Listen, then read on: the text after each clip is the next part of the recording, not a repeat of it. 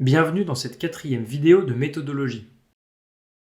Ce qui va suivre complète le système de fiches détaillé à la première vidéo. On avait vu alors qu'un système de fiches était taillé pour son auteur via le code couleur de difficulté. La technique que nous allons voir maintenant personnalise encore davantage la méthode.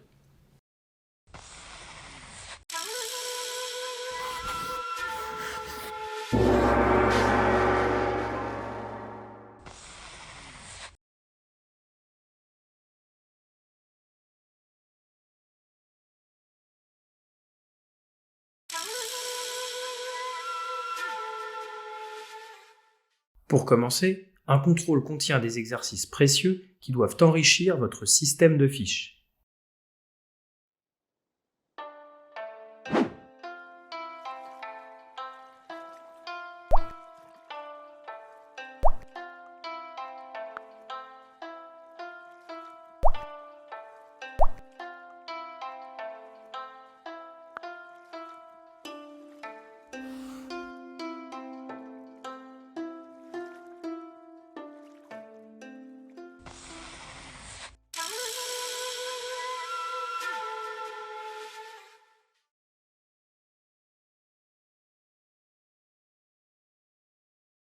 Le but des pense-bêtes est de garder la trace des erreurs à ne pas ou plus commettre.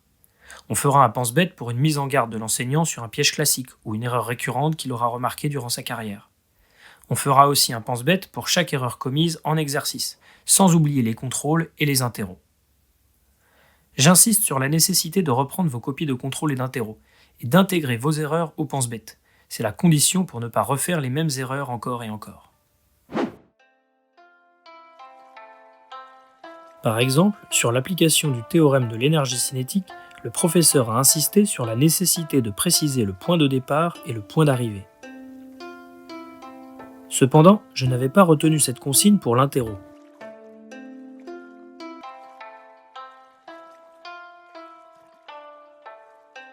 Il en résulte une erreur dans l'expression du théorème de l'énergie cinétique qui ne m'a ensuite pas permis de résoudre. On crée un pense-bête pour maximiser nos chances de ne pas se tromper à nouveau. De même que pour les fiches pratiques, on relie la note à l'avertissement associé.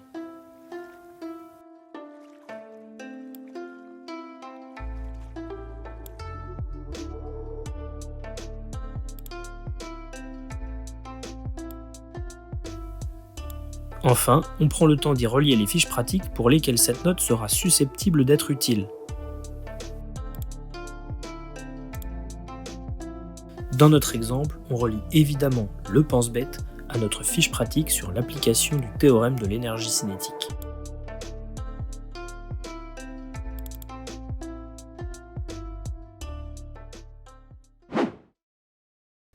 Le pense-bête manuscrit est similaire en tout point.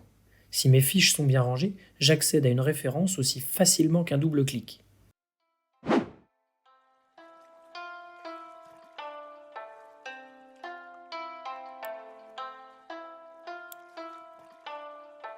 Pour ce chapitre de mécanique, il y a en fait un petit nombre seulement d'écueils à éviter.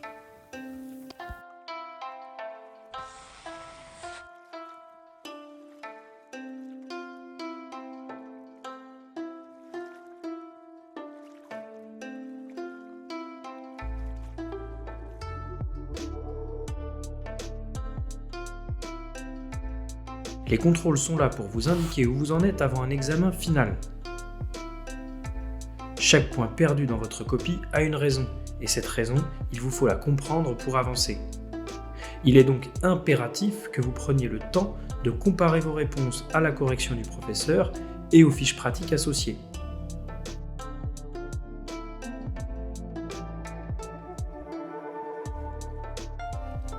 Pour tirer les bonnes leçons de vos erreurs, il ne faut pas sombrer dans l'autodétestation, ni rejeter la faute de vos échecs sur une autre personne. Ce sont deux formes de fuite devant la juste autocritique.